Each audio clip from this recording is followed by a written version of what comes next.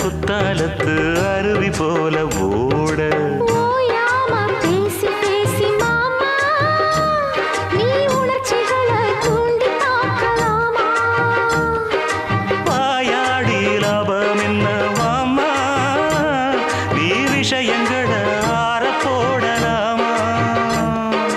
வெச்சது யாரு சொக்கப்படி என்னவ பண்ணும்படி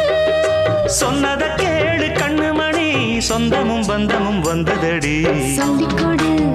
சொல்ல சொல்ல கத்துக்கிறேன் விட்டுக்கொடு மிச்சம் இது தொட்டுக்கிறேன்